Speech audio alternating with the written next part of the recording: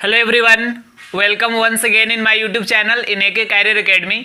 तो देखिए, अभी हम लोग क्लास 10th के बायोलॉजी को पढ़ रहे हैं, जिसमें आपको दूसरा मतलब यूनिट फर्स्ट का जो दूसरा यूनिट है, यूनिट फर्स्ट का बी पढ़ाया जा रहा है और ये है श्वसन यानी रिस्पायरेशन।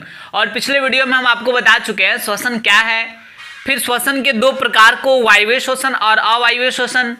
और अगर आप पिछला वीडियो नहीं देखें तो उसका लिंक आपको डिस्क्रिप्शन में मिल जाएगा, वहां से आप देख सकते हैं। और देखिए, अगर आप पिछला वीडियो नहीं देखें तो ये समझने में आपको थोड़ी सी परेशानी होगी, लेकिन अगर आप पहले पिछला वीडियो देख लीजिए, उसके बाद ही इसको देखेंगे तो मजा आएगा समझने में। तो देखिए, आज के वीडियो में आपको बताने वाले हैं वायवीय श्वसन और अवायवीय श्वसन में क्या अंतर है, यानी differences between aerobic and anaerobic respiration. तो देखिए, यहाँ आपको कॉलम बनाकर और इसको राइट करना है, लिखना है वायवीय श्वसन और अवायवीय श्वसन में डिफरेंसेस को, अंतर को। आप एक तरफ लिखेंगे वायवीय श्वसन, जिसको हम पिछले वीडियो में ही डिस्कस किए थे, इसको ऑक्सी श्वसन के नाम से भी जाना जाता है। तो कभी कभी आपको कह सकता है ऑक्सी श्वसन और अनऑक्सी श्वसन में भी अंतर लिखने के लिए, तो क्वेश्चन ये सेम ही हुआ, बिकॉज वायवीय श्वसन को ही ऑक्सी और अवायवीय को अनऑक्सी कहा जाता है। ठीक है, तो पहले आप इस प्रकार से कॉलम एक ड्रॉ कर लेंगे और उसके बाद ही इसके डिफरेंसेस को लिखना स्टार्ट करेंगे। ठीक है, अब देखिए यहाँ सबसे पहला पॉइंट हमारा ये आ रहा है वायवीय श्वसन में कि वायवीय श्वसन जो है यह ऑक्सीजन के अनुपस्थिति में संपन्न होता है। क्या होता है? वायवीय श्वसन ऑक्सीजन के उपस्थिति में संपन्न होता है। ठीक है, जबकि अवायवीय श्वसन की अगर बात करें तो ये ऑक्सीजन के अनुपस्थिति में संपन्न होता है। ये हम पिछले वीडियो में डिस्कस किए थे, फिर यहाँ पे डिफरेंस के रूप में यहाँ हम बता रहे हैं। दूसरी चीज कि वायवीय श्वसन जो है, चूंकि ऑक्सीजन के उपस्थिति में संपन्न होता है, इसलिए यहाँ भोजन यानी जो पचा हुआ भोजन होता है जिसमें मेनली ग्लूकोज होता है, तो हम कह सकते हैं इसलिए यहाँ ग्लूकोज का पूर्ण ऑक्सीकरण होता है। क्या होता है? ग्लूकोज का पूर्ण ऑक्सीकरण होता है। लेकिन ये ऑक्सीजन के अनुपस्थिति में संपन्न होता है, इसलिए यहाँ भोजन यानी ग्लूकोज का जो है यहाँ आंशिक ऑक्सीकरण होता है। तो ये दो पॉइंट आपको समझ में आ गया। अब इसके बाद आगे चलते हैं। तो देखिए, होगा क्या, आप सबको पता है कि ग्लूकोज का चूंकि यहाँ पे पूर्ण ऑक्सीकरण हो रहा है, इसलिए यहाँ क्या होगा, यहाँ अधिक मात्रा में यानी बहुत अधिक मात्रा में यहाँ एनर्जी उत्पन्न होगा, यानी ऊर्जा का निर्माण होगा, ऊर्जा की उत्पत्ति होगा बहुत अधिक मात्रा में। लेकिन यहाँ चूंकि आंशिक ऑक्सीकरण हो रहा है, इसलिए यहाँ पे कम मात्रा में ऊर्जा उत्पन्न होगा, यानी कम मात्रा में एनर्जी का निर्माण होता है। ठीक है जी। अब इसके बाद कुछ और डिफरेंसेस को हम क्लियर करते हैं। चौथी चीज यहाँ देखिएगा, चूंकि यहाँ अधिक मात्रा में एनर्जी उत्पन्न होता है, इसलिए हम बताए थे आपको श्वसन को एक दूसरे शब्द में डिफाइन किए थे, जिसमें बताए थे कि इसमें ग्लूकोज में उपस्थित जो बंधन ऊर्जा होता है वो एटीपी अणुओं में संचित हो जाता है। तो चूंकि यहाँ अधिक एनर्जी बन रहा है ना, इसलिए यहाँ एटीपी के अणु भी अधिक बनेगा।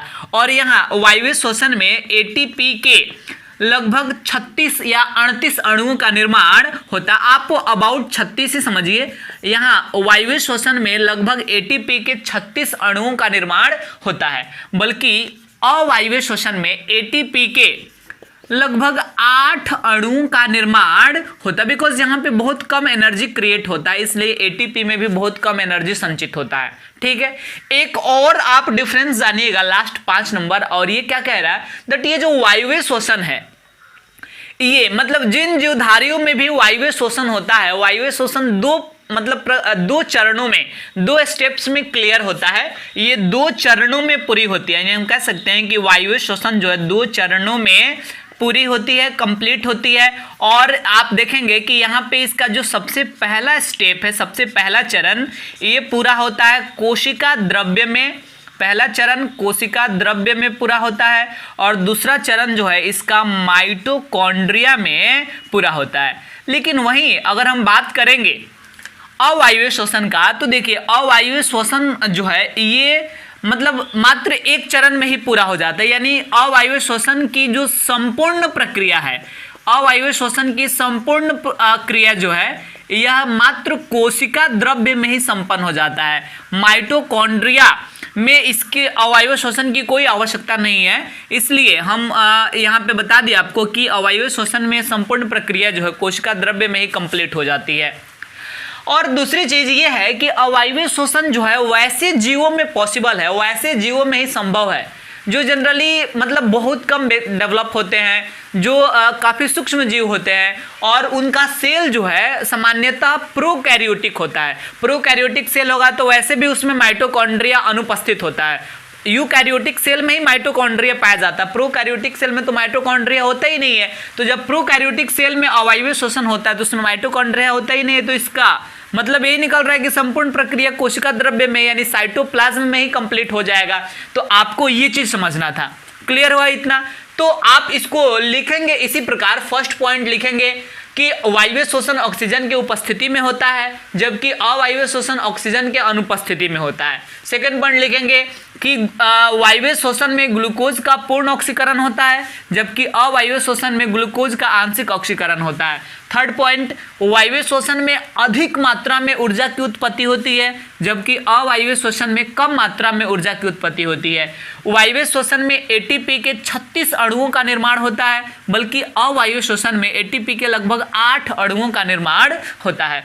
वायवीय श्वसन 2 चरणों में कंप्लीट होती है, 2 चरणों में पूरी होती है, जिसका पहला चरण कोशिका द्रव्य में और दूसरी चरण माइटोकॉन्ड्रिया में कंप्लीट होती है, जबकि अवायवीय श्वसन की संपूर्ण मतलब प्रोसेस जो है यह कोशिका द्रव्य में ही कंप्लीट हो जाती है। तो उम्मीद करते हैं कि आपको आज का वीडियो भी काफ़ी अच्छा लगा होगा, समझ में आया होगा और ये एग्जाम के पर्पस से काफ़ी इंपॉर्टेंट है, इसलिए इसको आप अच्छा से प्रिपेयर करें। आज के वीडियो में हम इतना ही रहने देंगे और अगले वीडियो में हम आपको बताने वाले हैं दैट हमारे शरीर की मांसपेशियों में किस प्रकार दर्द यानी पीड़ा जो है उत्पन्न होता है।